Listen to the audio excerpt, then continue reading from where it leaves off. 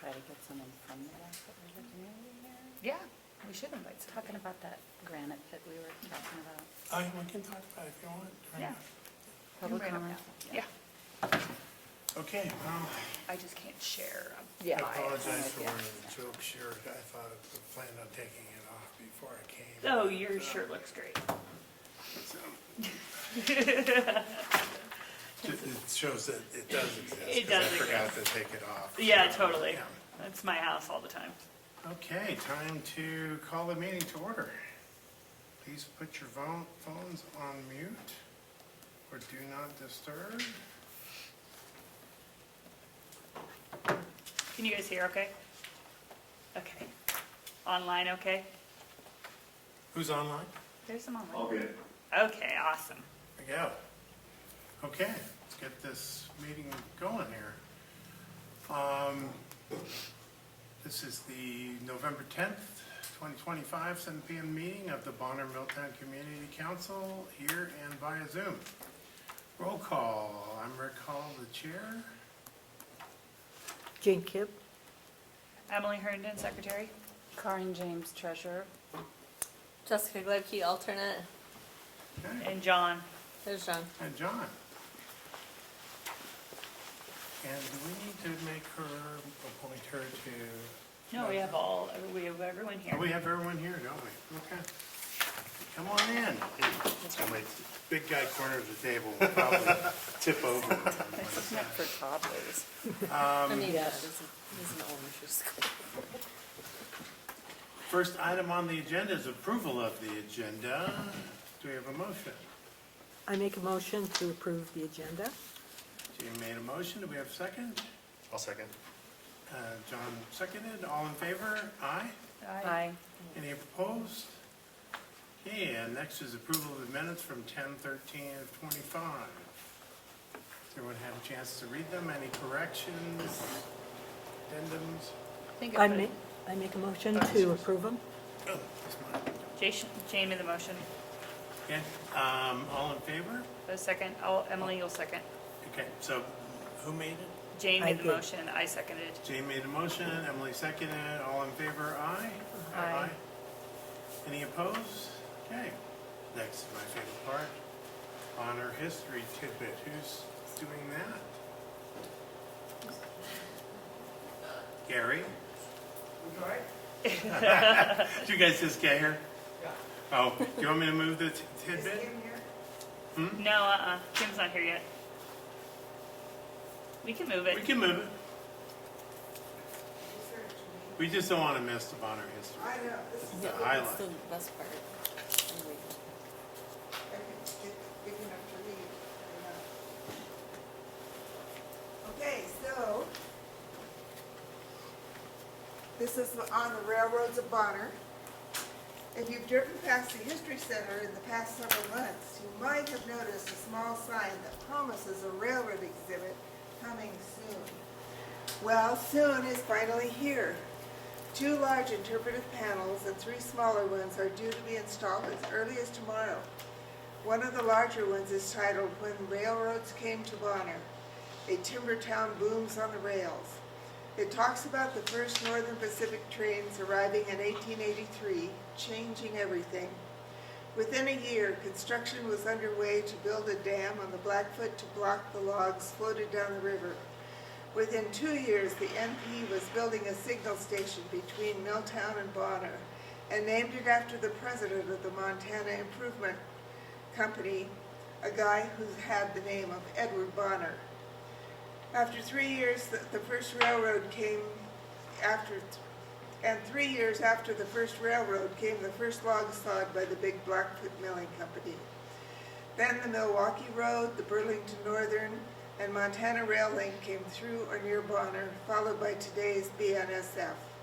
One of the 5 photos on the first panel is that of the 1886 Bonner Depot, a section of which still stands on private ground in Milltown, but is clearly visible across the tracks from Highway 200. A map shows the various railroad routes through Bonner and Milltown area is also included on the panel. The second large sign focuses on engine number 7, one of the low-geared steam locomotives that roamed the steep gulches of the Blackfoot, virtually incognito for the Anaconda Company from the late 20s to the late 40s. Then came fame. In 1954, Republic Pictures arrived in Bonner looking for an old steam engine to feature in its motion picture Timberjack. Number 7 fit the bill. After filming in various locations, including the Milwaukee tracks that run behind the school and houses of Bonner, the engine went into storage for a few years. In 1962, the Anaconda Company put it on display at a roadside park in Bonner to represent the town's logging and Hollywood history. Today, number 7 rests in prominence at the Historical Museum of Fort Missoula, where restoration efforts that began before COVID continue under the leadership of Larry Ingold. The smaller signs in the exhibit interpret the replica Bonner Junction sign that now hangs on the side of the building. 2 1893 railroad rails that were salvaged from the Blackfoot River when the mill dam was removed, and the railroad switch dam that operated on the Bonner side of the Milwaukee Road Trestle near today's Kettle House Amphitheater when the Big Blackfoot Railroad was in operation. The railroad signs were funded by grants from the Garnett Preservation Association and Missoula County through its Rural Impact Grant Program. Interpretive planning and design was led by Lisa Bickles Field to Frame, which spearheaded the signs for our other outdoor exhibit, the wildly successful Native Garden behind the History Center. A whole host of other people were instrumental in the execution of this exhibit. This is from Kim. Not the least was Judy Madsen. We hope to have a grand unveiling at a date to be determined that will include the community council, county officials, and others. We might even include a ghost driving and walking tour of railroads past and present in the area. Thank you so much, So, Judy. yeah, tomorrow morning at 10:15, we're going to install the last of the signage. So drive by tomorrow afternoon and get it. Thanks, Judy. Any questions for Judy? She's a wealth of information. Thank you so much. Next item on the agenda is public comment on items not on the agenda. That'd be anybody here in the room or anybody online. Things that are not on our agenda. I was going to bring up the Blackfoot River community is having an event Wednesday at the Kettle House regarding the granite pit that is potentially going to be built somewhere between here and Potomac. Okay. So And we'll get more. what time is it, It's or- at 5:30 Wednesday at the Kettle House. At And the- I don't know anything about it other than I'd kind of like to bring it to our Yeah, forefront. I was actually gonna bring it up also, so we Okay. didn't already. There's a petition online already. I don't know if people have seen that, but Right. Yeah, I mean, the plot is, you can look at the plot of land. It's very specific where they want to put it. There's a preemptive attempt to stop them from making a quarry there granite before- gravel pit. before, Yeah. before it's even been proposed. So that was the intention of the new owner allegedly. So I guess we'll find out. Okay. Yep. And I go. Yeah. Hi, I was just wondering if I could introduce myself. My name is Reggie Spalding, and I'm running for House District 92 in the Democratic primary that is coming up next year in June. So, And I'd what, love to talk to any of you if you. tell us about your district. Well, the district is 92, which is the eastern lower Rattlesnake, East Missoula, Bonner, and all the way up to Condon, excluding Sealy Lake. Okay, great. So it was that Kehoe's district? Yes. Okay. Thanks for joining us. Yeah. We have candidate forums, but I don't know that we, That'll be a little ways off. that'll be a ways off, right? Yeah, but we'll invite you. Yes, Okay, absolutely. great. Yep, there will be plenty of opportunity too, for people to ask questions. Any other public comment on items on the agenda? I'll add one. Okay. If you haven't been out back, There is a brand new playground set put on by most of the fundraising has been done by the Parent Teachers Association of Bonner, and it is fabulous. The kids absolutely love it. The number of parents that I had nothing to do with that. It was all Andy Baum and the PTA at Bonner with contributions from the community. And the number of people that were just so amazed this last week when we were here for a trunk or treat was just phenomenal. So bring the kids out. The kids love it. Great. It's nice. Is there another phase of it coming up too, or something like that? Yeah, they're working on, the PTA program is working on another phase to add in a couple of different additional units, like the zip line. I was like, it's not a slack line, it's a zip line, and some volleyball courts and a couple other additions that they wanted, but they just didn't get all the fundraising in, but they weren't going to ignore what they had to put in the big structure now. So yes, And it's there'll be open- phase 2. And it's open to the public? And it's open to public and non-public school hours. Okay. Yeah, so, which So is not great. during school. Yep, they'll That's kick right. you out. All right, anything else in public comment on items not on the agenda? Announcements, we didn't have any, but I got late emails, so I'll read them. Hello, Community Council members. Missoula County Grants and Community Resources Department is applying for a state community development block grant to support a new program that will assist low to moderate income homeowners, 80% below area median income, with replacing their failing septic systems to ensure the home remains safe and healthy. The program is for homes that are located in the unincorporated areas of Missoula County, and the financial assistance will be structured as a grant. They will be having a upcoming Board of County Commissioners public meeting Thursday, November 13th at 2 p.m. to learn more and provide public comment. And if you have any questions, we have an email address for Kayla Talbert, the grants administrator. And let's see what else we got here. Received this on Friday, November 7th. County mails tax bills. First half, well, everyone loves this part. First half must be postmarked Monday, December 1st. Missoula County has mailed 2025 tax bills to all property owners in the county. They are also available online at missoulataxes.us for property owners who don't pay their taxes through their mortgage. Tax payments for the first half of the year must be postmarked by Monday, December 1st. Tax payments for the second half of the year are due Monday, June 1st, 2026. And then there's a lot more about how to pay it, but I'm sure if you're at home, you know how to pay it. Also, make your voice heard. Take the 2025 Missoula County Advisory Board survey.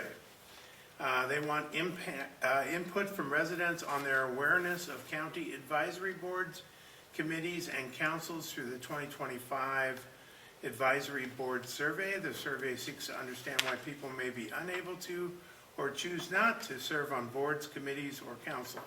Feedback from the survey will shape the county's approach in recruitment and awareness for these public positions. Survey deadline is 11:59 p.m. Friday, November 14th. Those that take part in the survey are automatically entered in a chance to win a $50 gift card. The survey takes about 5 minutes. Food Bank offers bi-weekly service at the Lutheran Church. The Missoula Food Bank distributes free perishable and shelf-stable food in several rural communities in Missoula County from 4 to 6 p.m. on the first and third Wednesdays of each month. Food is available to anyone, no questions asked. This month's events will take place tonight, November 5th, and Wednesday, November 19th at Our Savior's Lutheran Church. Write that away, 8985 Highway 200.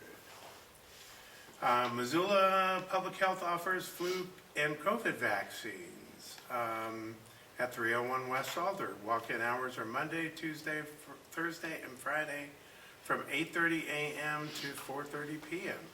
Wednesday is appointment only from 10 a.m. to 4:30. What is Missoula County's role in the potential Blackfoot gravel mine? Oh, look, we got something on that.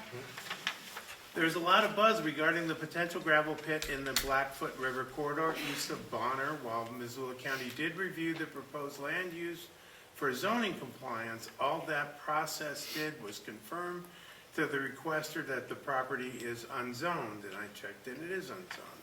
Since it's unzoned, the county does not have any legal governing authority over the property. The Department of Environmental Quality is reviewing and permitting authority for any proposal for an open-cut mine and asphalt operation. If the DEQ receives an application, residents will be able to submit comments online. Yeah, well, we got a lot of stuff here. How do train quiet zones work? To keep drivers, pedestrians, and cyclists safe, federal law requires train crews to sound the horn when approaching all public crossings, even if the crossing has gates and lights. The Federal Railroad Authority can fine train crews for not sounding the horn adequately. A quiet zone is a designated section of a rail line where train horns are not required to routinely sound at public crossings. These zones are established to reduce noise pollution in residential and commercial areas while using alternative safety measures to keep people safe. And we found out that the alternative measures are very expensive. The cost is anywhere from $250,000 to $1.2 million to establish a quiet zone. This could be done through a special district or rural special improvement district, or it could be funded directly by area residents. In other words, if you're in the zone, you have to pay for it. The county does not. We found that out, thanks to Jane. Did a lot of research on it. If you have questions, we can certainly address them.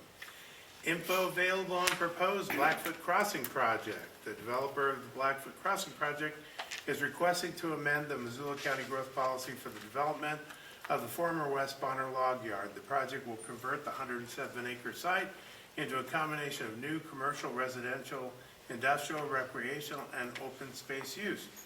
The proposal includes a 5-lot minor subdivision which would set the stage for additional development of the property.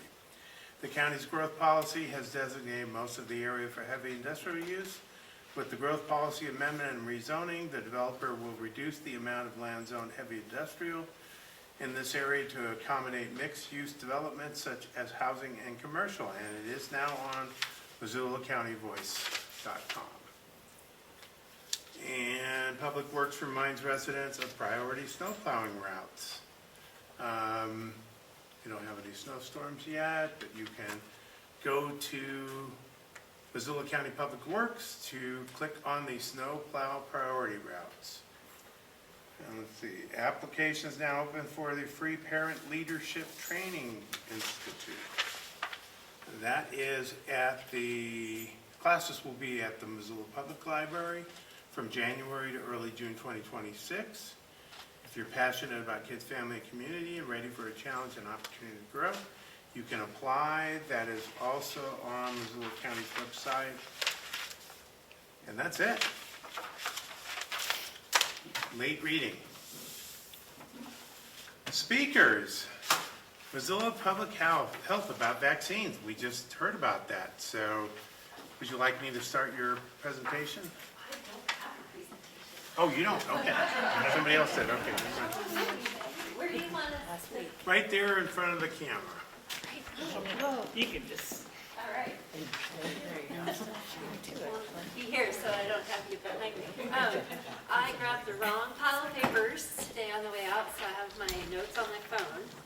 Thank goodness for technology.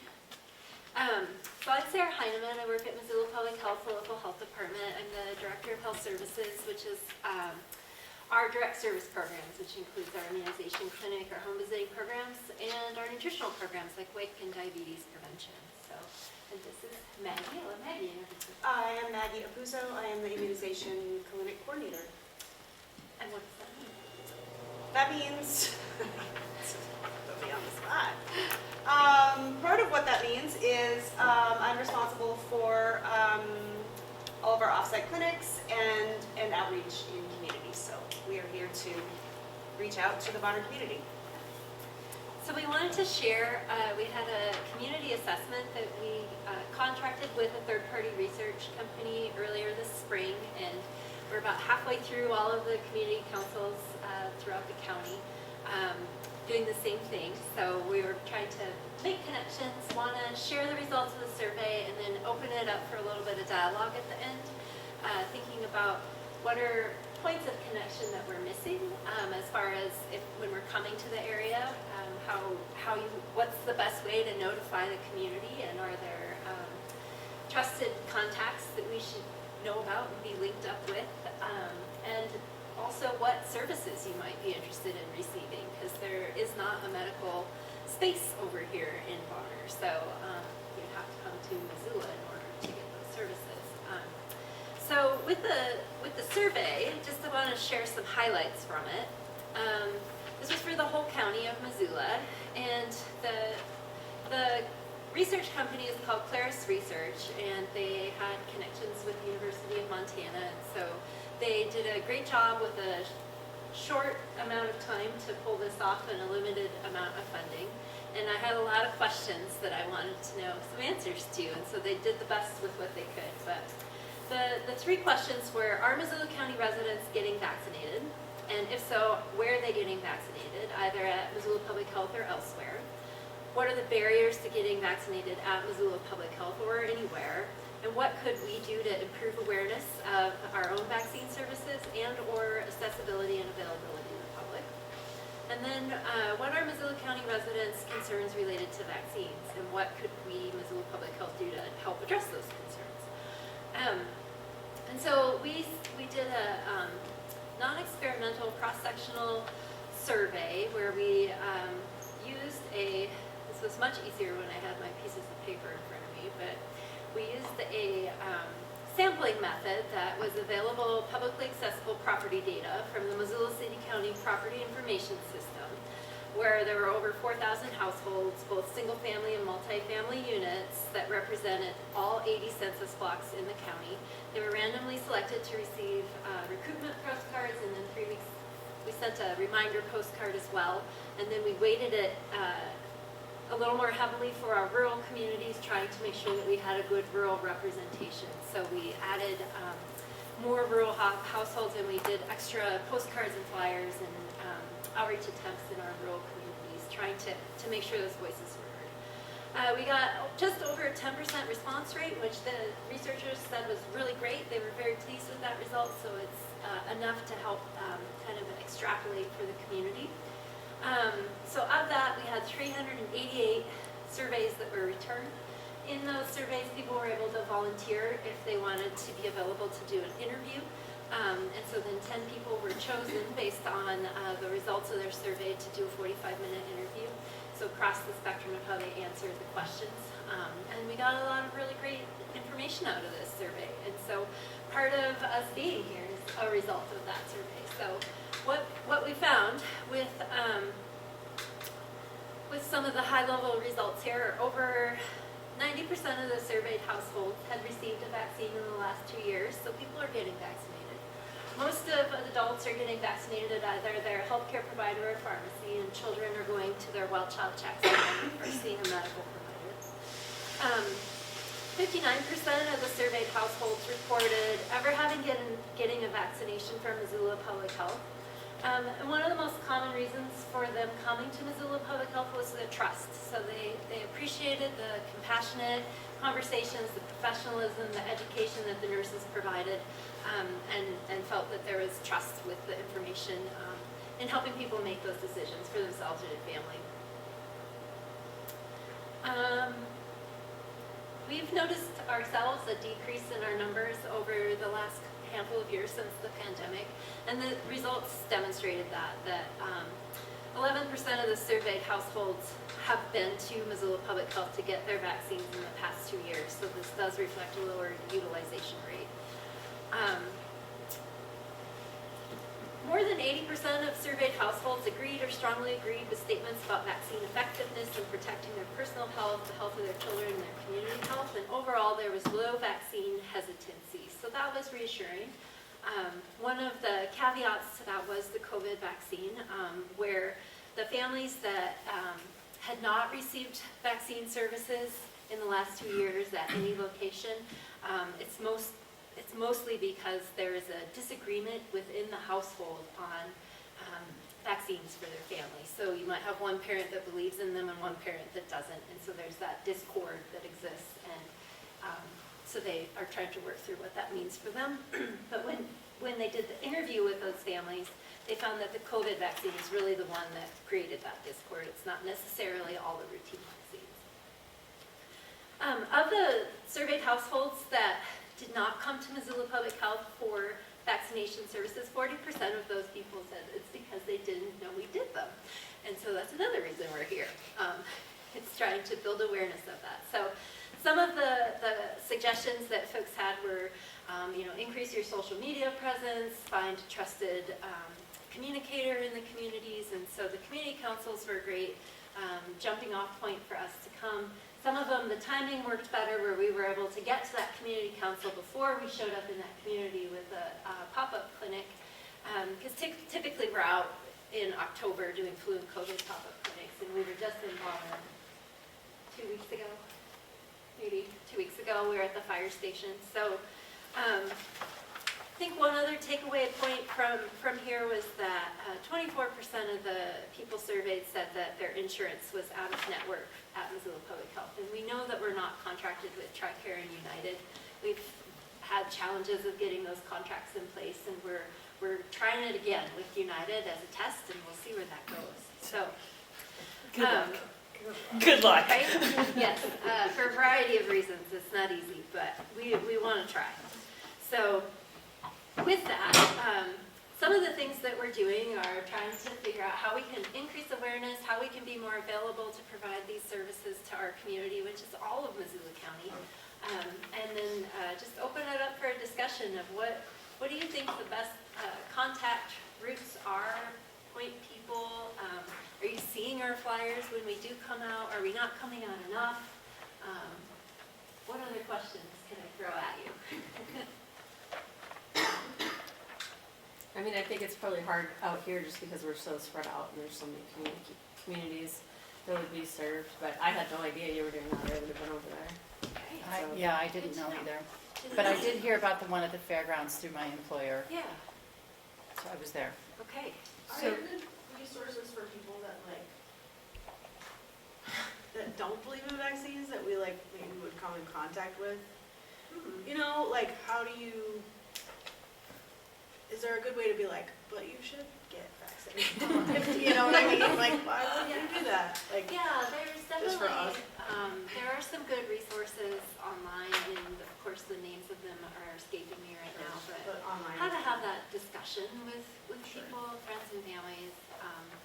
You guys don't have any specific pamphlets or Not specific to that.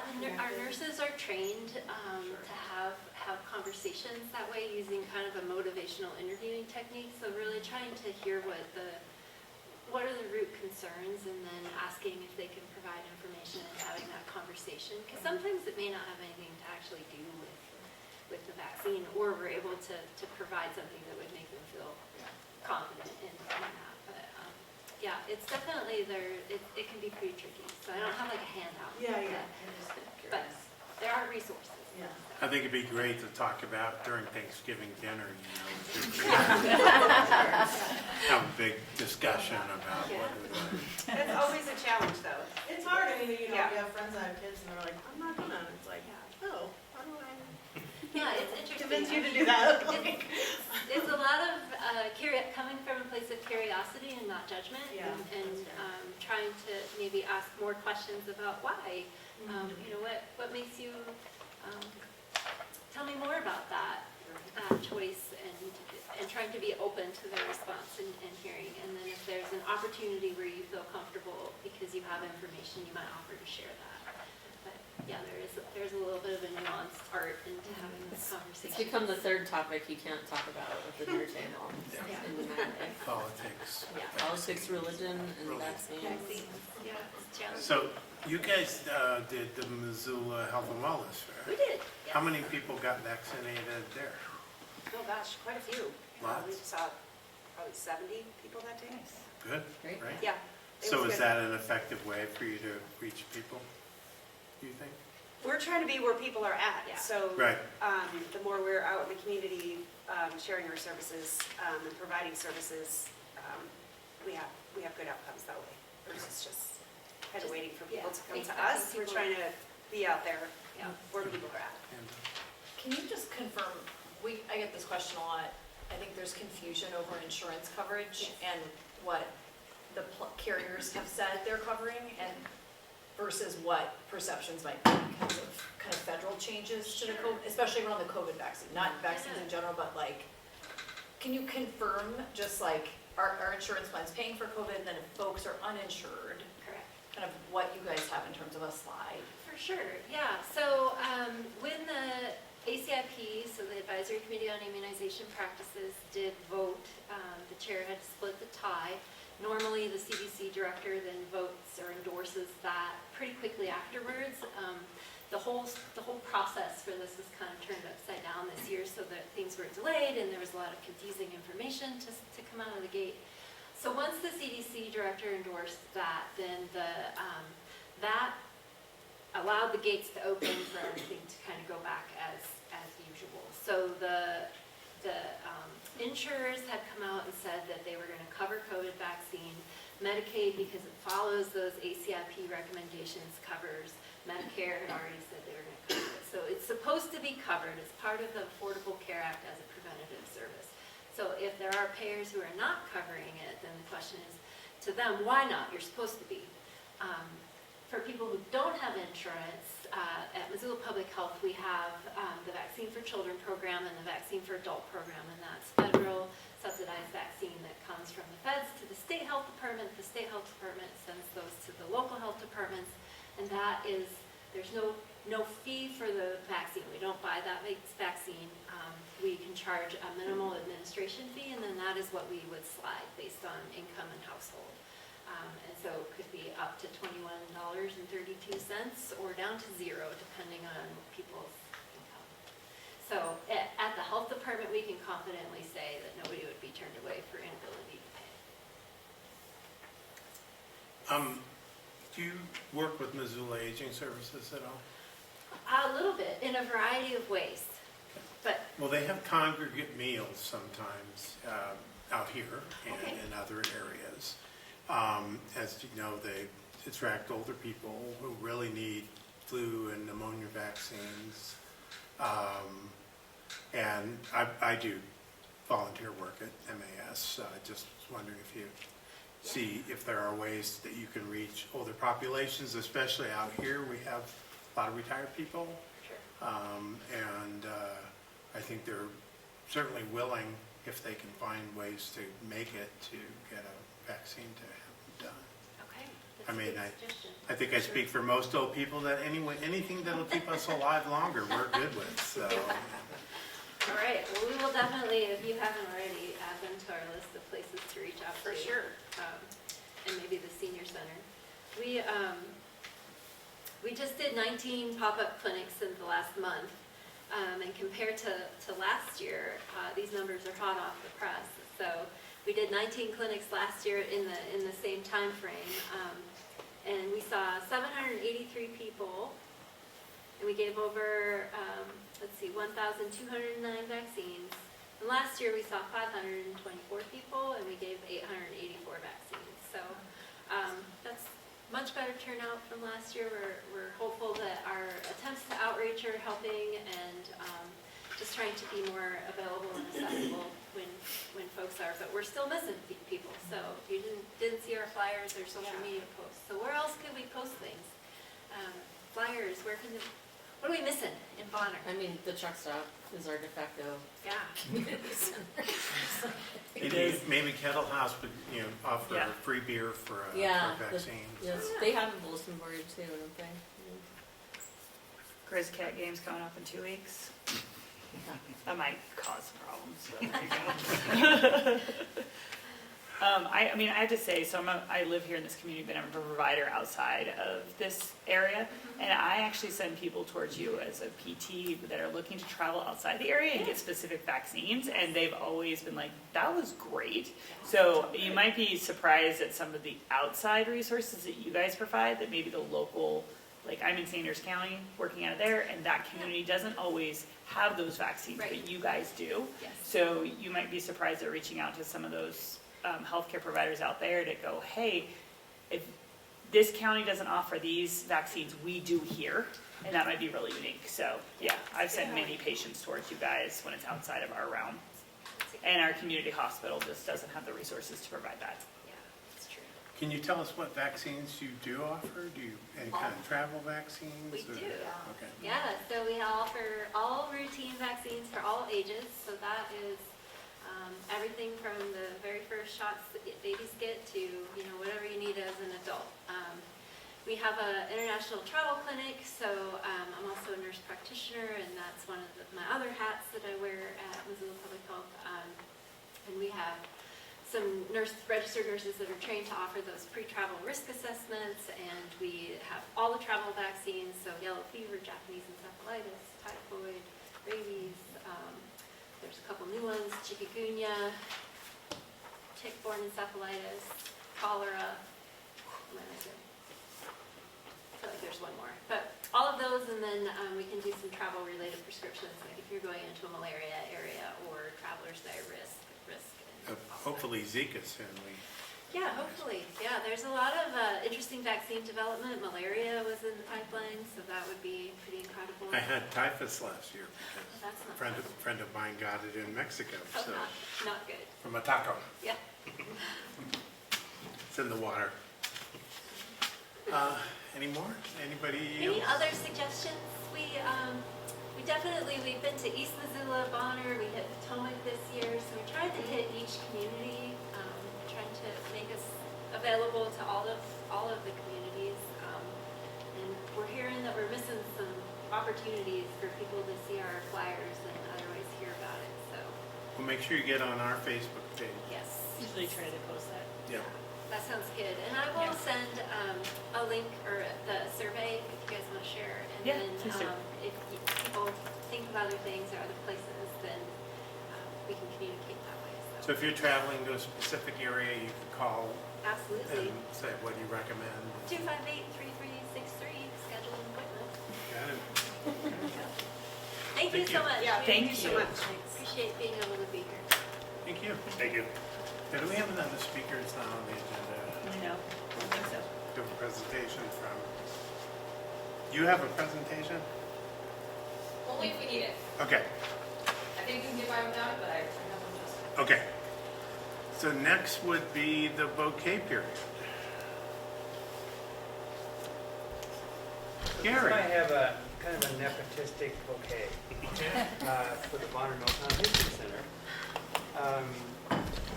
Two things. One is their exhibit at the Kettle House of the classic safe that has been restored and is on exhibit now at the Kettle House. And thanks to the History Center for putting that there. And the other is for, as Judy mentioned, the railroad exhibit at the Bonner Milltown History Center off their main facility by the post office. And Kim Brigman put a lot into that, and it's going to be really nice. So, okay for those two things from the History Center.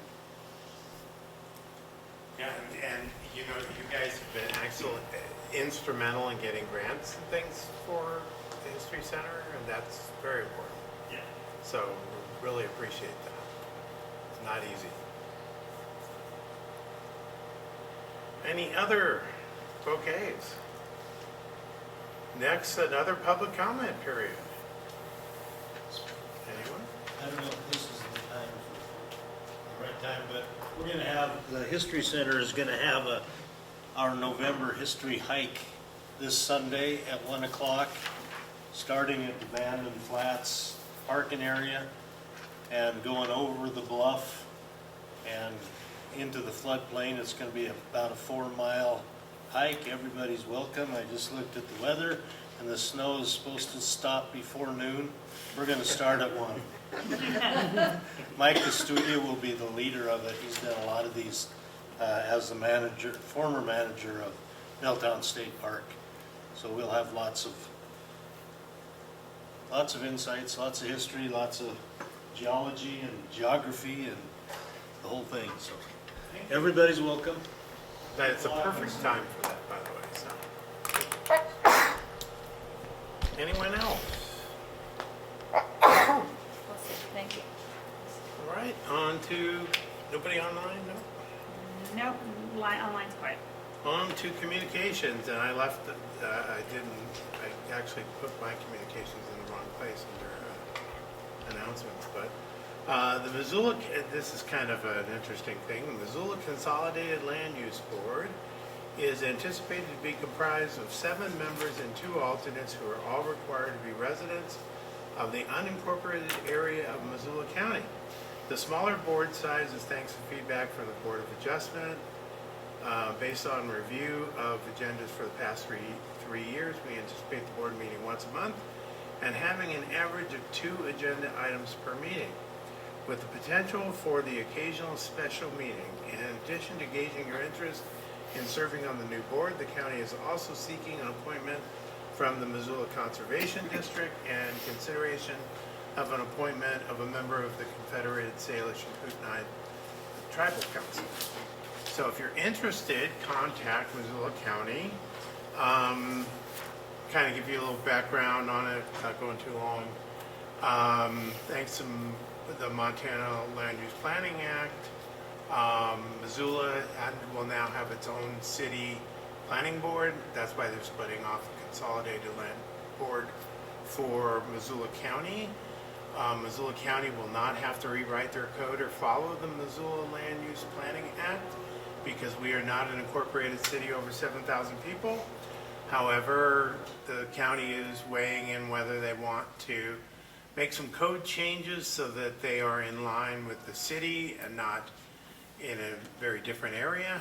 So if you're interested in what development happens around you, I would definitely encourage anybody online or here or watching to express interest. I'm on the Missoula Board of Adjustment. I'm on the Missoula County Board of Adjustment.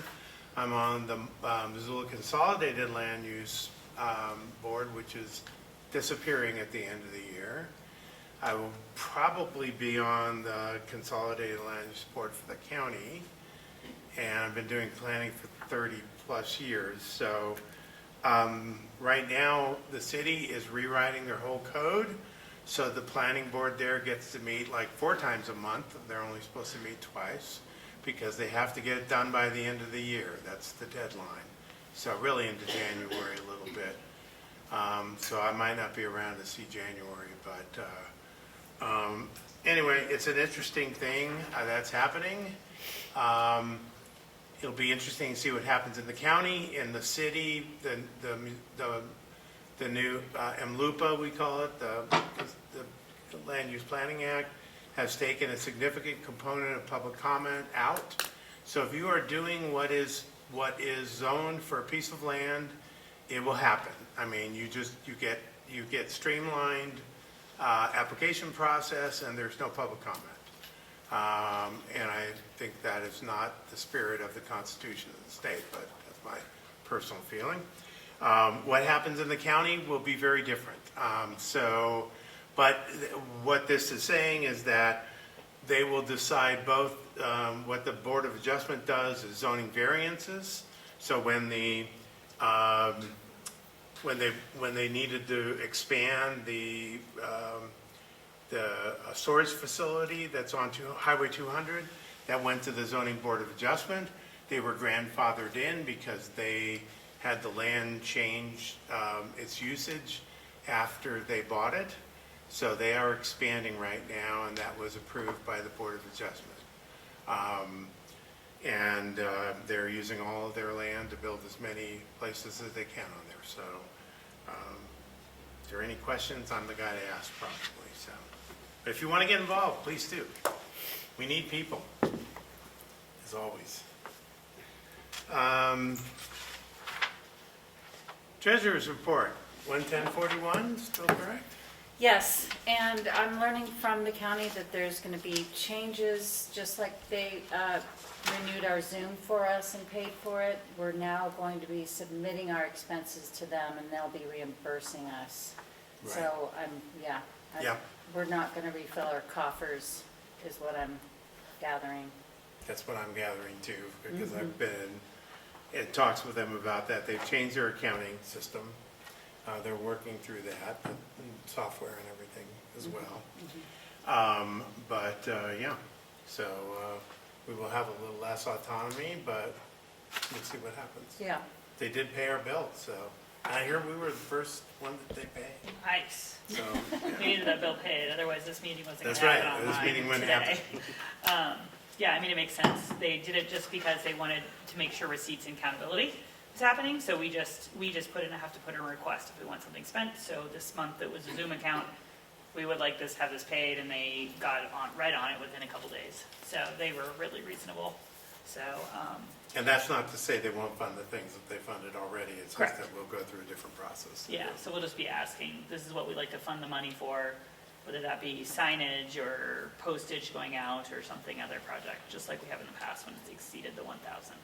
So what are we gonna do with our bank account, have they told you? Well, that's what I was just gonna say, is do we, I know, Is it just I dissolve? guess they'll let us know, right, when we have to Yeah. give it up. Give them. we'll just sit on it for a while. we'll sit on $110.41. Yeah. Ooh, party. I'll watch it. Okay. Yeah, watch that. Okay, action items, Blackfoot Crossing letter of support, question mark. We have Greg is online. Online? Greg, would you like to say something? Yeah. Did you want to Thank you, guys. update everybody on what's going on? Perfect. So first of all, for those of you, I think I know almost everybody in the room. My name's Greg Morris. I'm the manager of Blackfoot Crossing LLC, the developer of the former West Winter Log Yard. I'd like to apologize in advance for not being there tonight. Over the weekend, I came down with a pretty wicked cold and didn't feel like driving there today. Didn't feel like it was going to be safe, so my apologies. So we've got Jamie from WGM who's going to be doing most of the speaking tonight. But before that, I wanted to highlight two things to minimize the amount of talking that I do. One is, I just want to highlight that we've always done our best to listen and be open and transparent and speak with folks about the project formally and informally many times. And so to that end, we took some feedback from the meeting last month and shared a number of proposals that we'll go over with this evening with you all. So that was one thing, and we will continue to do that throughout this whole process. My number one goal is to be the best neighbor that we can within reason. There's going to be some things that we probably won't always agree on, but I will always do my best, and I hope that I've worked to earn some people's trust there. The second thing I wanted to add is, with regards to the letter that we're asking for, we're not asking for an unqualified letter. In fact, I provided a copy of one that was provided by another association, which is obviously not the Milltown Community Council. You guys are way more on top of things, I think, from what I've observed.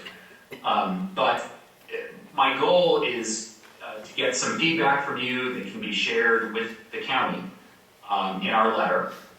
And it's totally okay if there's things in there that you guys want to share feedback on.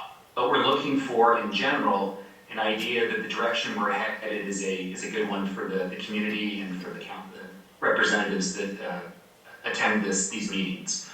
So that's the highlight of that. I'm going to pause now and turn it over to Jamie, who can present a couple of proposals that we've made and shared with the Bonner Milltown Council. Thank you, everybody. Greg, can I just recap where we ended last time so we're on the same page? And that would be great. Yeah, Thank you, Greg. That was that you had withdrawn the request for the letter. One of the concerns was the small-scale treatment plant and the TIF and the TAD and whether that would get built, because nothing else moves forward if that didn't happen. So, and then you would also had talked about putting in conditions for the housing. One of our biggest concerns was affordability. And that's kind of, does that sound accurate to you where we left it at? And then the other one would be density. And density. So number yeah. one is density. Yeah, density, Two land affordability. 3 wastewater, 4 is financial viability. Right. Those are the 4 things. Yeah. Okay.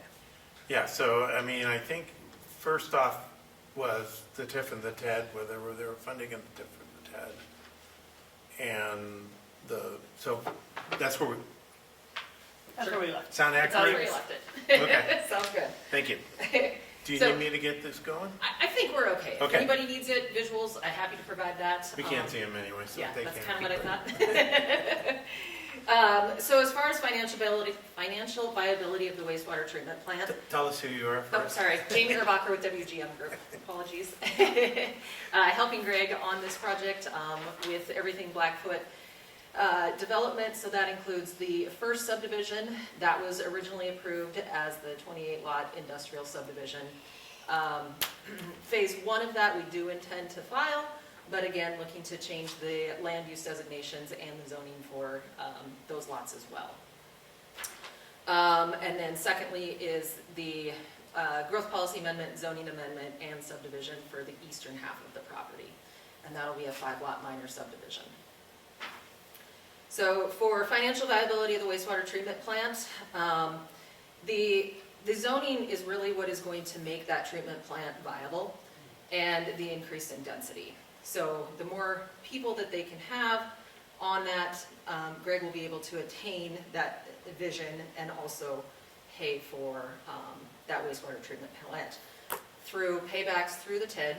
Yes, we know that the TED currently has very limited funds in it right now.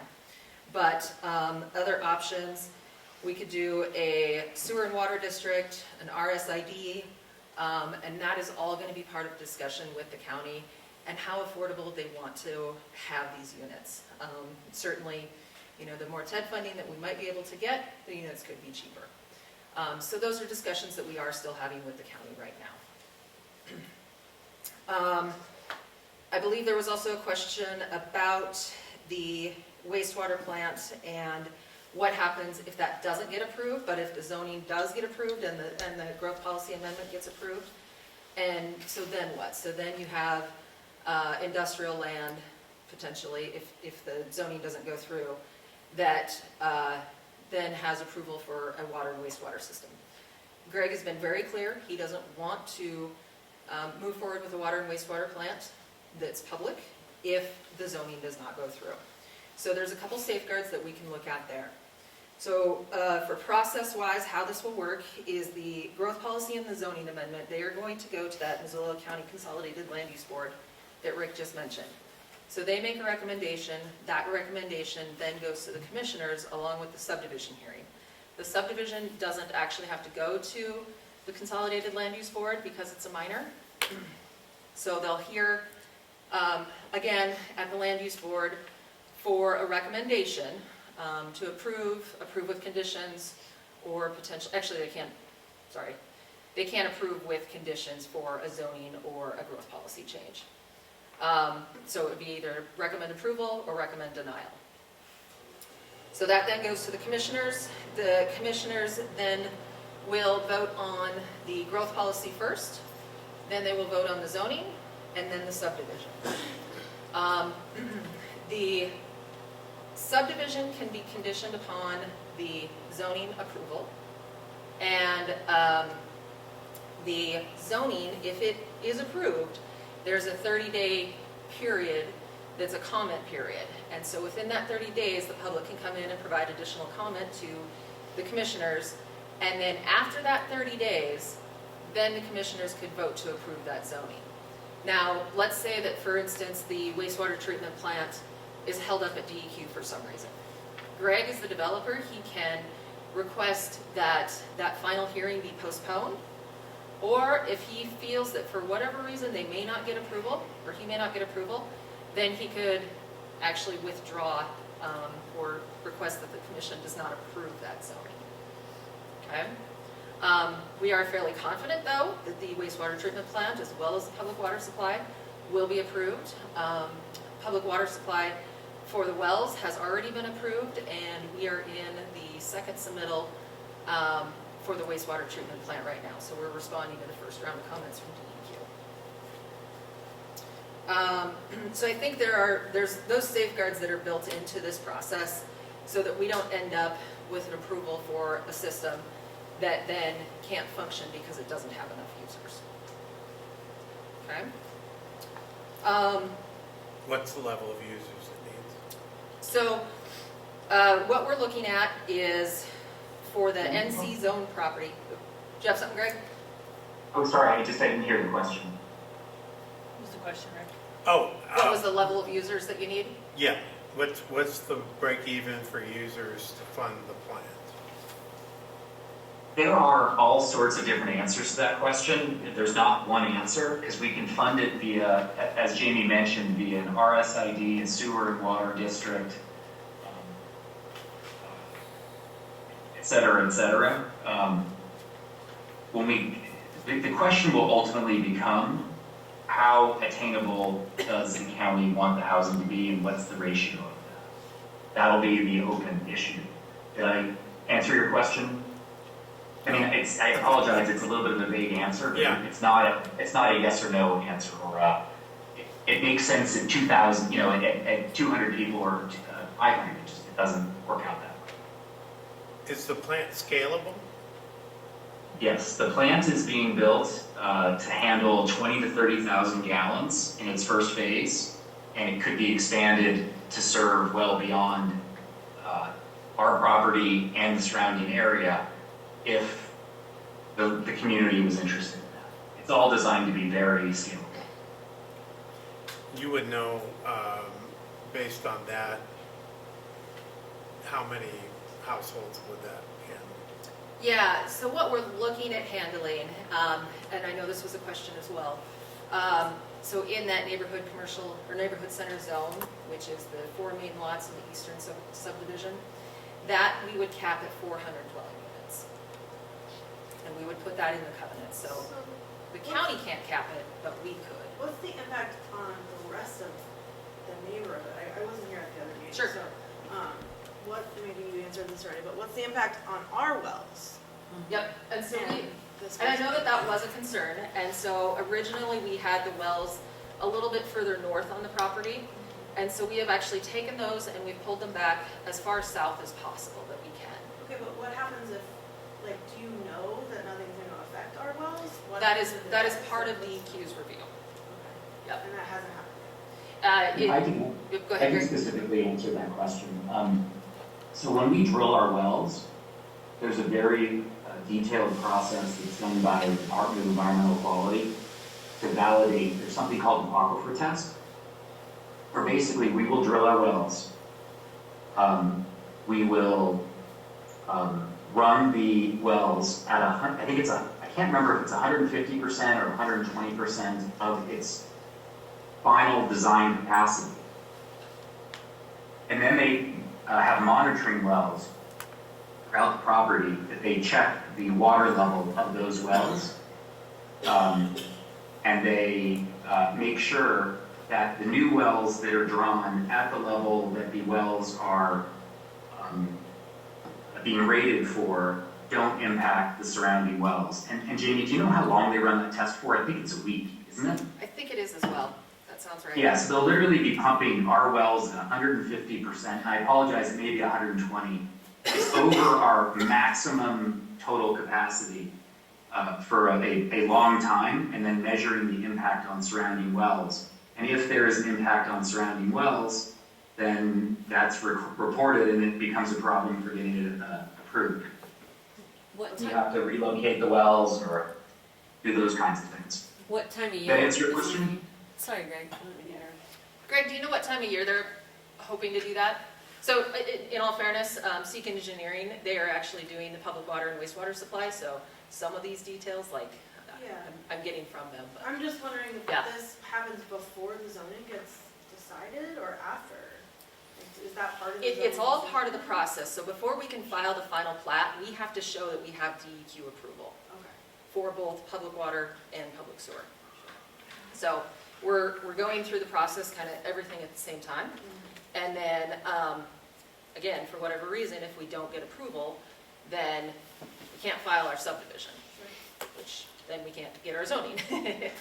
So, Yeah, everything is related and has to, if if you don't satisfy, what is it, wastewater, water, Right. trash, Yep. transportation, I forget, there's 4 items, you don't get approved. The one question that was missed was, what time of year are they doing that test? And does seasonal stuff affect Yeah, that? because we all know very much in this neighborhood that our wells are higher up in the spring when runoff is happening. Sure, And that absolutely. could be a totally different result than if you did it now. Yeah. Greg, do you know if that, I actually don't know when they drill the wells, but we can report back on that. yeah, I'm sure they have a seasonal adjustment with DEQ I'm for sure it. they do, so. too. Just to kind of bring people that were not part of this up to date, when you say 5 or 6 lots, it's 5 or 6 giant lots that could have many, many, many homes on them. right. So right now, what's before us is a lot of unknowns. And that's been our issue as a community council. Because we don't know what plats will be proposed. That's part of the plat process. That's at the end. So what we're being asked to do in the beginning is to do a zoning amendment to move it from industrial to residential to a level that will allow up to what, 85 homes per, Well, it's 8 dwelling units per acre 8 dwelling units could be allowed. per acre. And so that's why And we're there's how looking at many setting, acres? that's why we're looking to set the cap, 60s, 42, I think it is, 42. for the residential piece. Yeah, So multiply that times times 8, 8. yeah, And that's the potential for how many homes that could be there. that's the minimum That's the potential, minimum. but that's why we're looking to That's the set the minimum. cap. That's the minimum. The maximum And there is no is- maximum, Yeah, right? Yeah, whatever, yeah. So, but it's all dependent on water, yep, sewer, traffic studies, all those things. So, and we also have to show through DEQ that we could serve all of those units that we are proposing as well. but they cannot build them without sewage. Correct. So there's no way that those wouldn't have. Yep. septic. A question, at what point, like there's going to begin a growth policy amendment proposal, and then the zoning, and then the subdivision, at which point does the water well testing take place? Before the zoning? Not necessarily. Oh, It has to just happen before we get final plat, before the subdivision. before the subdivision is filed, correct? Yes. The zoning would probably be well before the wells tested. Generally. And by the way, on the well thing, one thing I should add is that there is a well on the property right now that was pump tested at 1,100 gallons per minute. So we're not doing this without having had something looked at before, I guess is what I'm saying. Yeah, absolutely. Sure. I think the other benefit too to the community is that this public water supply, it will supply hydrants to the area as well. And so I think that's a big bonus for the community as well. Yeah, the water's not drinkable, but it's usable, right? I mean, it's treated well enough. Yep. Hydrant system. So, I mean, our continued concerns are, number one, we've always said it right from the beginning, is we want affordable housing here in Bonner, because that's continues to be lacking. But number two is we're concerned a too high density or not done correctly or something like that. So the question is could we, number one, even make draft a letter for next meeting that says we want housing and affordable housing, but here are our concerns, and that would satisfy it, keeping it open. It tells the county, yes, we're in support of housing, but these are our concerns that we want to make sure that we're upfront with. And then we can obviously draft more letters as we know more processes go through. Yeah, well, the community has made itself known that Yeah. they want, I mean, Yeah. the schools, the people that have come to meetings already, Gary knows that they've done a community survey of what people want, and they want more housing. They don't want more industrial in the area. I was just gonna say that, I mean, as a community member too, like housing is really important, but there's so much more involved in housing that needs to be supported. Grocery stores, like community centers, you know, like other things that come along with building a community, building affordable housing, and like, is any of that being like, It's in their proposal. they're. Yeah, Or for sure. commercial I think, lots. I think, Commercial. but to be Commercial fair, for that, sure. that commercial is talking about a travel plaza. Yes. Is that gonna serve our community? Right. That's not Just- the same So- as, commercial property I is do the want to same add as like, something. you know, community center or something. There is lots of commercial space on the property that would allow for community serving commercial, and that is something that we have, without question, heard from the community and members of the committee. I don't actually build all of the commercial stuff, and so I can't commit to all of those things. But what I can say is that we've heard that loud and clear, and we want to work towards delivering a development that does serve the community. And so, I am actively looking for people that are interested in those kinds of things, and we're actively looking at making sure that we have commercial space in the site to be able to offer things like, like that little coffee shop, the trailer that got, asked to leave across the street. As we're looking at our plans, we're looking to try to be able to find homes for those kinds of things. So, But are you, this because is a- have you oh, go talked to the community, like, the downtown partnership? I know they have like business outreach people. I've met with, Christine Littig, who's, Yep. have you met with them? Have you talked with them about like possible people that might be interested in those things or like ways to attract them? I talk with them on a very regular basis. So I talk with Grant, who's the CEO of the Missoula Economic Partnership. I talk with Julie, I'm blanking on her name, but probably at least several times a month. And so that's how we've been trying to get in touch with people that are interested in doing development on the site. And very much so, yes. So, I would just add to it, like, just looking at it, let me summarize this in a way that kind of makes sense. Because if you go a commercial lot sell, it opens up to a whole bunch of things. But why is it being zoned commercial community instead of neighborhood commercial? Okay. That would be my question. Well, my question then would be is what kind of different features would that limit or Right. enhance? That's I my don't know question. that. That's Okay, my good. question. allow a travel plaza, we know that. Okay. Yeah, that difference in zoning would not allow a travel plaza. What would it allow? The commercial? The things our Oh, community a actually whole needs. bunch of stuff here. Okay, The things our community needs, which is not, Okay. yeah. It goes on for pages, but. Yeah. I mean, I have a couple of copies of the listed of uses. do you have a map of what the proposed zoning changes are for each lot? I do. Can we get those? So, I mean, I think, to address your question, I think that we can say that we're in support of housing, but the concerns that we have is, number one, just so you know, it could be zoned commercial, it could be zoned neighborhood commercial. That doesn't mean they'll have anybody doing that. It could be, they could say that it'll be a certain density, but zoning allows them to go to the density allowed by law. There's a big question as to whether they can they could do a deed restriction on density of housing, but the county cannot tell them that they have to have a certain number of affordable housing. They cannot tell them that they have to have mixed use. They cannot, I've been in planning a long time. You can't tell developers what to put forth in their application to you. You can tell them what you want, but that doesn't mean it's going to happen.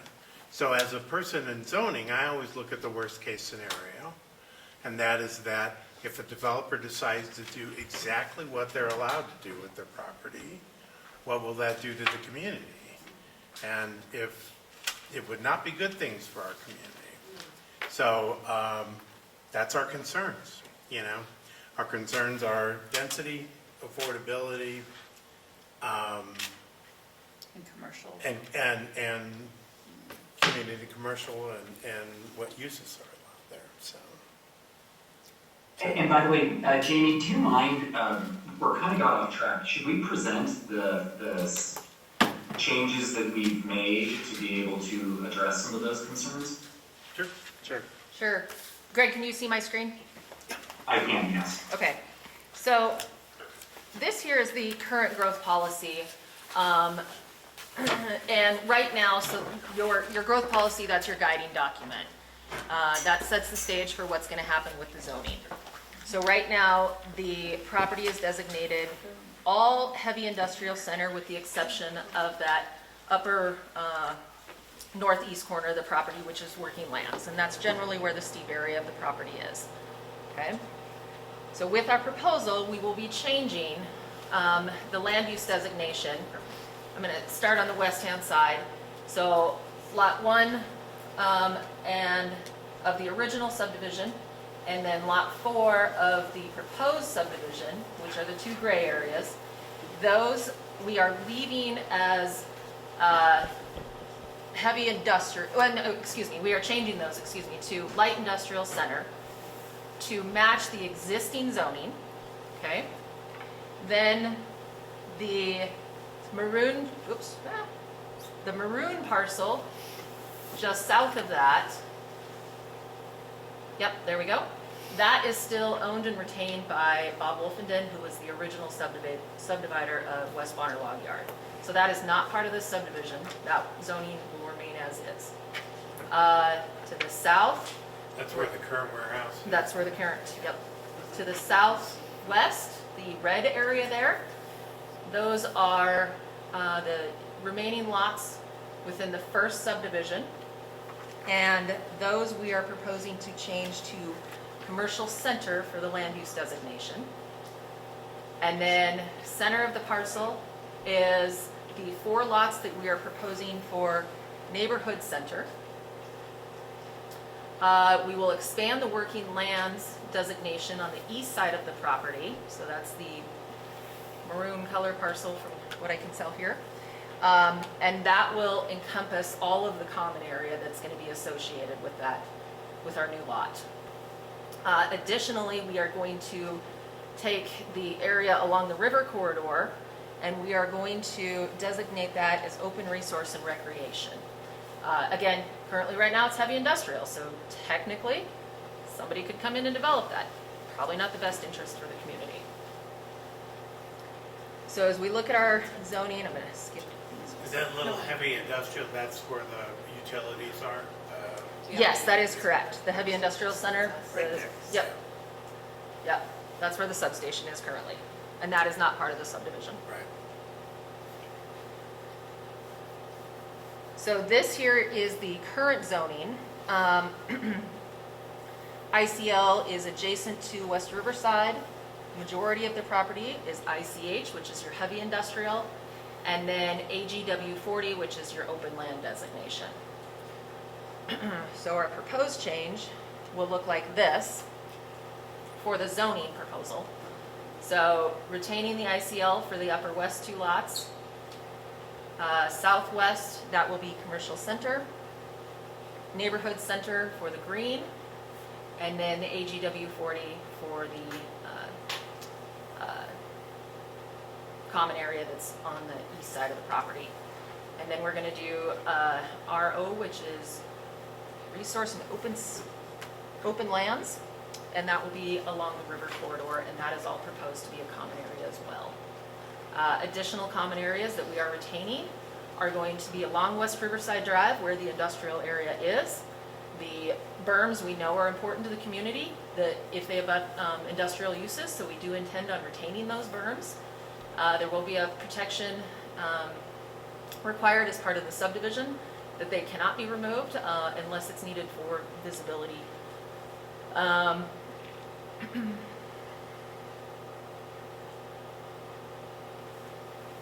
Zooming in a little bit here. So this here is the existing subdivision that was already approved for phase 1 on the west side, and then our new lots, lots 4 through 8, with the additional common areas showing. John, since you've got the thing there, can you tell us what's allowed in CC? CC. Unless you have it. Here's more copies for everybody. Administrative facility, agriculture related, you're asking for CC, I'm sorry, agriculture related businesses, with special exemptions, airports, helipads, and related facilities, animals, small animal services, animal shelter or boarding,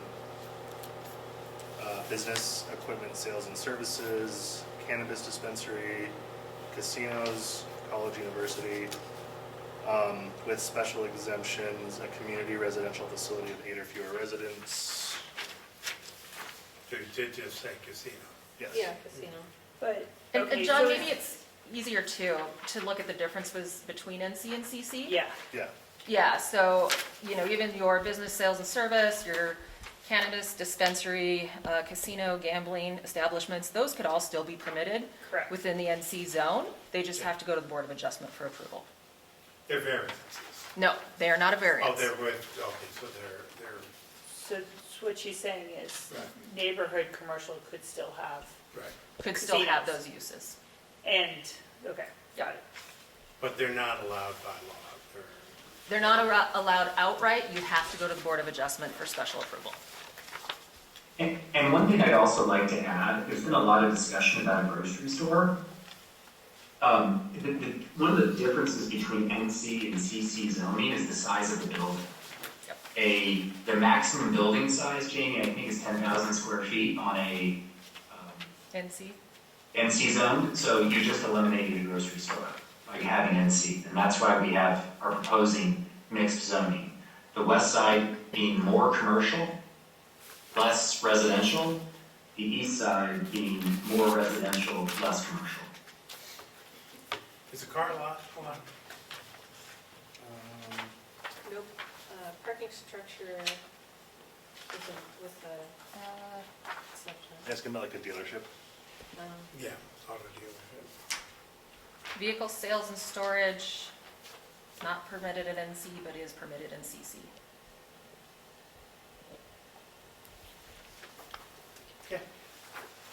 So I have a question, I'm a little bit lost. Sure, Gary. Which area would the housing be established in? That would go on lots 5 through 8. 5 through 8? Yep. 5, 6, 7, and 8 are all residential development. Yep, that's Right, where okay. we're looking to concentrate that residential. Yeah, okay, thank you. Yep, right there around that circle. And that part up on top is the existing West Riverside community. Exactly. Upper left? Yep, Yeah. yep, exactly. Right there on my, very last. Travel And pauses. ninth and Where do you live? Ninth I'm and wondering if this community. Ninth, ninth With is NC, oh, with CC. and Right. then Riverside. Yeah, That's bad. where you That's live. bad. Well, here's the thing, you don't know what's gonna go in there, because you don't know who's willing to build something. I mean, I don't think there's much. My comment need. about the grocery stores, like, they're so small. Do y'all ever think of having a high school out here? I mean, look, I mean, Just want your own- we've been here a long time, so there's not really been. You want to continue to bus kids into Hellgate? I assume they go to Hellgate. Superintendent Howard was potentially looking at a charter school out here for the high school. A charter high school? Yeah, Oh, okay. yeah, so, And there's but space for that? yes, for a small one. Okay. But I think that's still on the, like, maybe, because there's a lot of just details in with charter schools, but yeah, so. The school district is big pro on It's this, its own. because the school district is dwindling students. Dwindling so students, they- yeah, they- that's right. Yeah, we're low on attendance. Yeah, so they're in support of housing. And yeah, and they're in support of looking at a small high school. Because yeah, busing kids to Hellgate isn't always a great option for every kid. Yeah. Some for great kids, for some for not, so just options. Okay, any questions from the attendees? Did you have any more? I think that's it for me. Jamie, were you going to show the proposal of our modifications that we were going to make? To the subdivision, Greg, or? No, You were gonna have the limitation on density, Yeah, you created a couple slides on that. sure, I can Yeah. share that. And I'd also like to address attainability. So let me talk about that. So, look, I'm just going to be honest. I'm on the board of a housing nonprofit. This is my passion. This is the reason I'm doing this job. You guys may or may not believe me, but I just want to tell you from my heart, that's what I'm doing. Number two, in order for us to get TED funds, we have to build attainable housing. So I can guarantee you, because you know that I would like to get TED funds, we will be building attainable housing. John, who's there, is, I believe, working on a policy for how that would be addressed. So I just want to let you know, I wake up every day trying to do that. So that's the attainable side. I'm going to turn it over to Jamie, who's going to talk about density.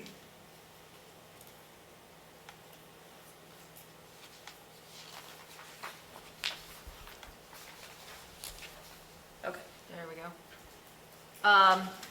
So again, looking to limit density, and so this is a section that we would add within the covenants, because the county can't condition those, the zoning request. And so we would or Greg, I should say, would self-restrict that to 400 residential units on those lots 5 through 8 that we saw. So as we go through the next process, which is a townhome exempt development, we will do that phase by phase. So we'll start with lot 8, which is southwest corner, and we will work around from there. But altogether, we will limit that density to 400 residential units. Including the townhome? Yes, the townhomes would be part of that. And one thing I'd like to highlight is the intent from the very beginning, from the very first meeting we went to, was not to build like what was built in East Missoula, which is a bunch of big apartment buildings. And so we, the minimum density of 8 dwelling units per acre, just FYI, is the same density as West Riverside Drive. So the West Riverside neighborhood is 8 dwelling units per acre. West Riverside is the live make, is it? It is live make. So that's a max of 11 units per acre, it's not the 8 and up. Yeah, so it has a max of 11, but the lot sizes that are on the property are, I believe, either 30 by 80 or 30 by 100. Correct? Well, I mean, Somewhere. Would you be open to, for lots 5 through 8, considering the live make designation or residential medium designation to cap it at 11 units per acre? No, yeah, those definitely don't work. That would result in more homes, more than 400 homes on those. It's not about the density, it's about, and John, I think when you look at things like setbacks, when you think of those kinds of things, those designations have a bunch of other things that don't really support that goal. I'd be happy to sit down with you and walk you through some of the challenges of those. Sure. I mean, you'd still have some bonus exemptions available to you if you have truly permanent affordability in those homes. It would allow up to a large multiplex, small multiplex if you have permanent affordability in those, which would allow you to go even beyond the 11 units per acre max. Which I don't actually want to do, I guess is what I'm saying. We don't want the density, we want to be able to build the housing types, missing middle housing types, which are very hard to do in some of those. so I guess And also allowing for that's a hard some no. of those neighborhood commercial uses as well. And then you have a bunch of other restrictions. And we've looked at this in a very detailed way and presenting this for a while.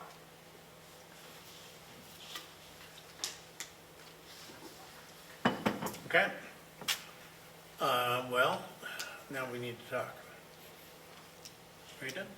Yeah, the only other two, is just, again, the process that I explained earlier. We just put that on a slide. Didn't capture that.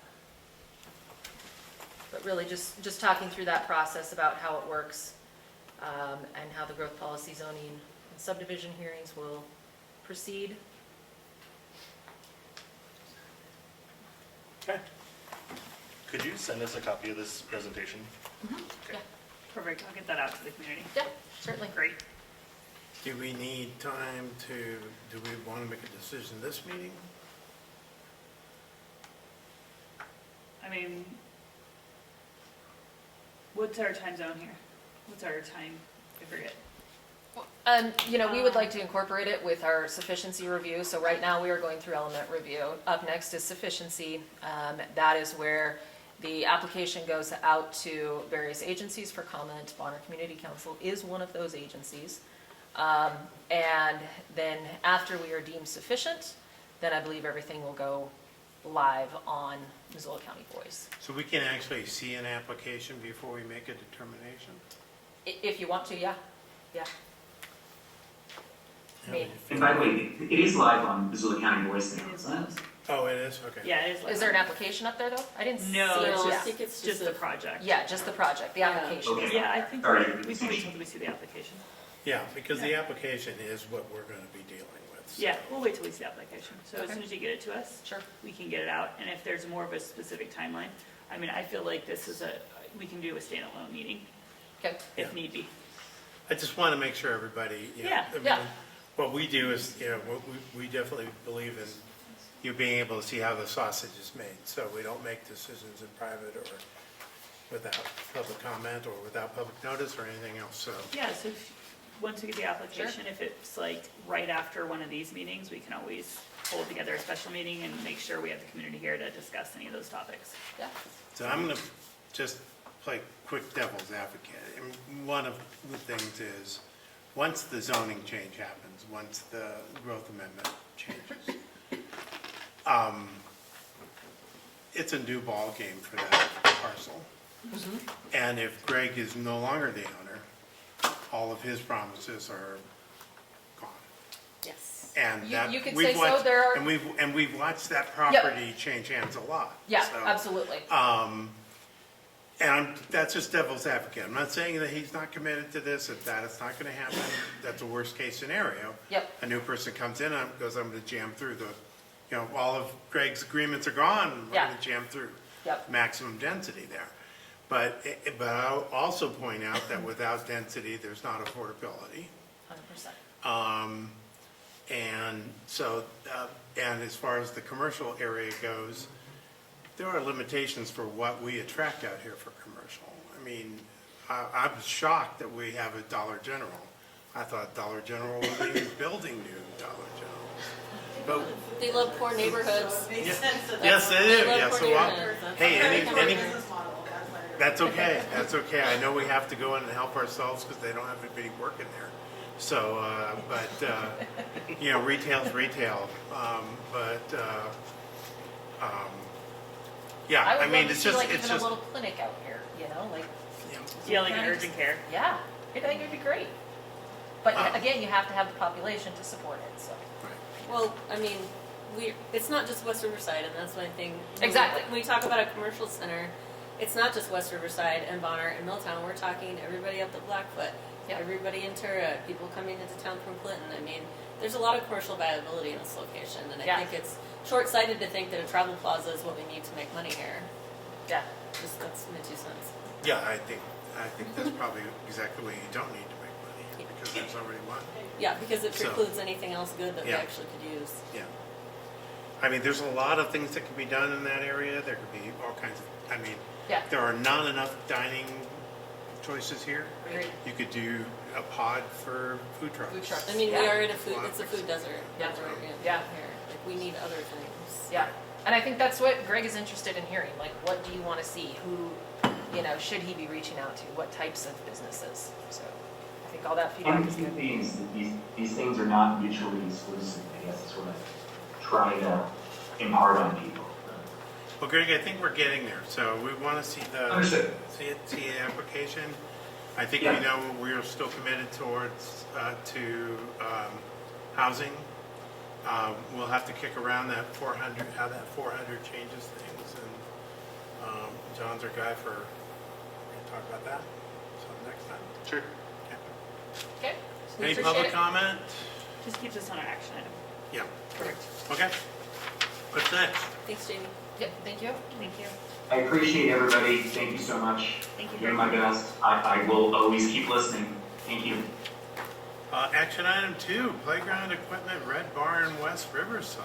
I may reach out to them. They are still looking at it, but if everything's good in there, they would expect to take the old playground equipment and install it there. They just have to make sure everything looks good. Okay. Yeah, We so, have so I, playground equipment? so the playground equipment from Bonner School Oh, okay. got put over at the Red Barn. So Yeah. Missoula County has possession of the old equipment. Okay. They're just making sure viability, you know, like, is it safe, is it good, Yeah. can we put it into Okay. the ground? Cool. And so they're all on board. I told them, you know, just let us know if you need letters of support or anything like that. We'd gladly entertain that Well, idea. if they don't have to spend any money, I'm sure they'll Yeah. yell over it. Yeah, so I mean, it's free playground equipment. Exactly. So, yeah, I think just the install would be the cost. So there we go. That's our update. So we can take it off the. Sorry, I'm on Okay. the Parks Board. I'm not saying that in Yeah. any way detrimental. No, no, no, I I just know you know are. how we operate. Right, no, it's good. So, yeah. I know Okay. you are. That's good. Next item is annual picnic and banner discussion and support. We just got that sort of as a placeholder. We don't have any hurry in that. But we do need to, Gary, think more about picking a date. That's we can use for a banner. So The Friends of Rivers has participated in that along with community council in the past. So I can't really set a date myself, but I think it's like the last Saturday in July or something like that. something like that, yeah. Yeah. That would work for a banner. Yeah, yeah. Kick it around, Yeah. and we'll talk more about it. So do you want us to decide on a date for when we would like to help with it and then let you know and then? Yes. Then we can work on a banner? Yeah, that sounds good. Okay. I'll Okay. get the cost for the banner when I know what it's going to be. And then we okay. can submit it to Perfect. the county. So Then we can submit it to the county. for the banner's Yeah. like $100. Yeah, Not yeah. very expensive, but Yeah, we can just get so our- everybody our knows, $10. this will be we've had 2 years of having a community get together. It's gone over, I think, fairly well. We want more people to know about it, so we want to hang a banner at the park maybe a week or two in advance of that on the fence so that we can let people know what's happening and get more people coming. So, and to do that, we have to have a fixed date. So that's what we're going. Next, Bonner School PTA, support letters for all grant submission for phase 2 of the playground. Do you have another question on the third one? No. Oh, okay, you were like, okay, sorry. Okay, so that was my item agenda. Okay. So we have twice supported letters of support for the Bonner School PTA for the playground. They are working on phase 2. Okay. So all they are looking for is when they apply for grants, so the community, they have community grant support. So we've done this twice before. Sometimes those grant proposals come up very quickly, and I would rather, my thought process is if we as a council want to continue to support her going after grant funding and not coming after the community for continued support, that we could just continue to write quick letters of support for that. Do you need a motion? But that's what I would like, just so I can always write letters of support without having to come back to the community councils and ask for approval on this letter for this one and this one and this one and this Okay. one. So I just wanted to make it easier. Emily, do you know if she's submitting to the county again?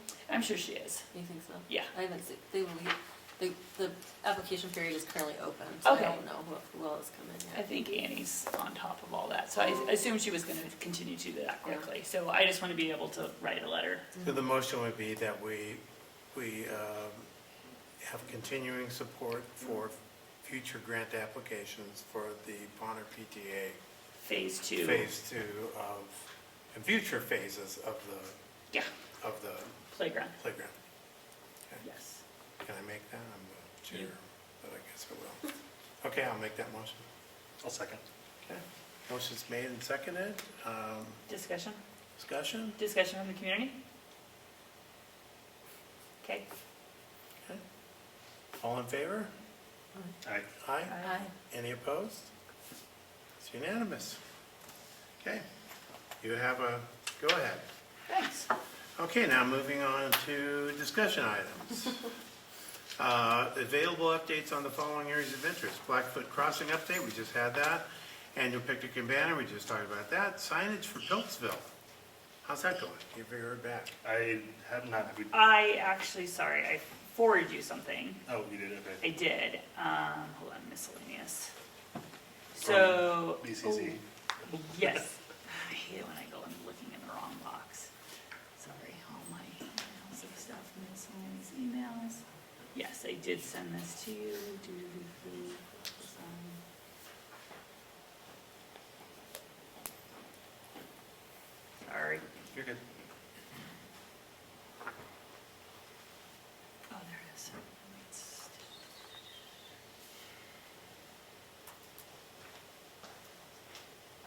Upper Plana.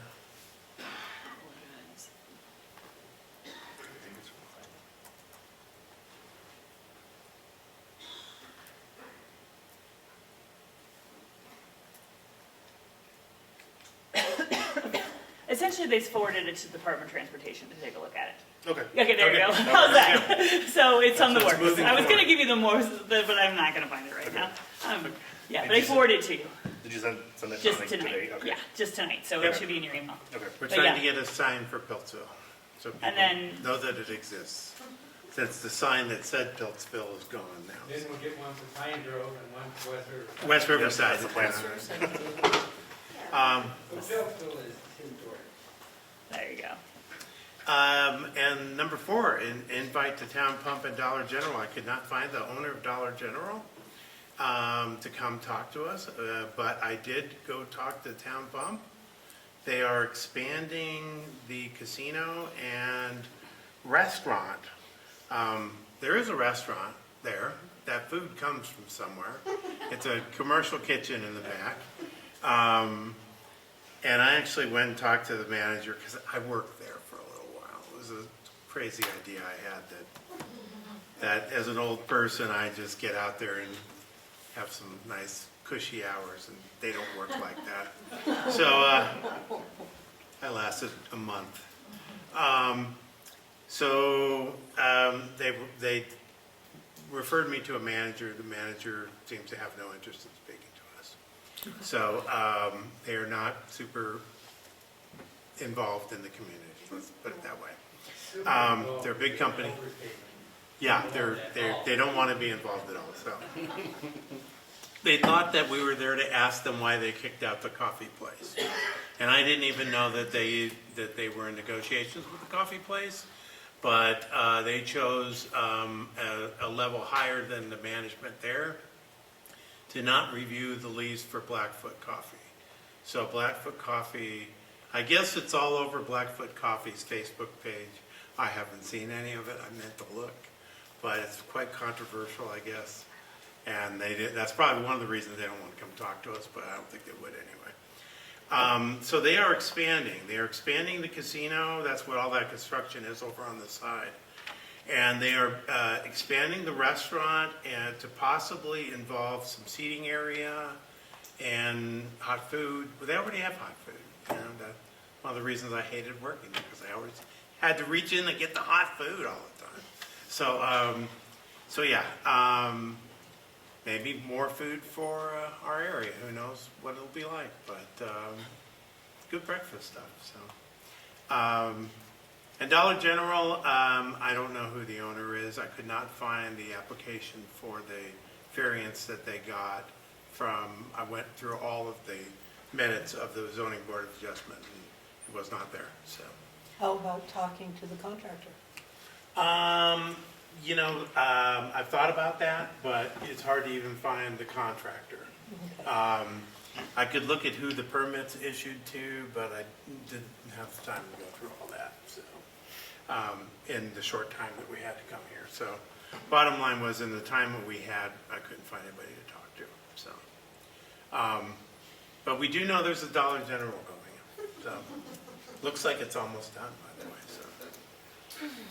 And the parking lot of the soon-to-be storage expansion, they're going to have a big storage building there with inside entrances to storage facilities. So, and then some that are the same size as the ones that are already there. So, that's it. Public comment, another public comment period. I'll make it very brief. All community council meeting is, I posted that on Facebook. It can be found live on YouTube, etc. But there was looking at, we're not going to be elections anymore. It'll be appointed. That's right. I was there. Yeah. And then what was the other one? Maybe making it continued at the same amount of board members per council. Right. Potentially, which would be 7, which I think is a lot. Yeah. So just for those of you out there in the land, believe it or not, we're elected officials. Although there's only been, I think, 2 contested elections in the history of community councils. And so we generally get appointed because nobody else wants the job. So they were talking about making it an appointed position rather than elected, because it doesn't seem to make a whole lot of sense for us to have to go file and do an oath of office on all the things that are involved in that, so. Right, is that? Gary? Gary? Along those lines, I just want to thank all the council members for being here. This is the first time that I remember that you're all there. And I really enjoy seeing you all in person, so thank you for all being there. Thanks for being here every week, Gary. Yes, I appreciate you, believe me. A month, sorry. Just so you Feels like know, a week. at one time, we were like 3 people. So we all worked to try to recruit people for the council. So the nice thing about this group is it's a geographical representation of this area. So we've got people in Pilsville, I'm in West Riverside, got people in Milltown. So yeah, it's kind of nice that we have it that way. So next meeting, December 8th, 2025, at 7 p.m., hybrid meeting right here. Agenda items for the next meeting, Blackfoot Crossing, annual picnic and banner. We'll hear from Gary. We're going to take signage for Pilsville Loft. Oh, we can keep it on there. Yeah, we might have an update. Yeah, Okay. might have an update. Okay, Keep it we'll on leave there. Okay, sounds good. We need a motion to adjourn. Motion to Okay, second. we're adjourned. Thank you, everyone. That was quick. Van vote.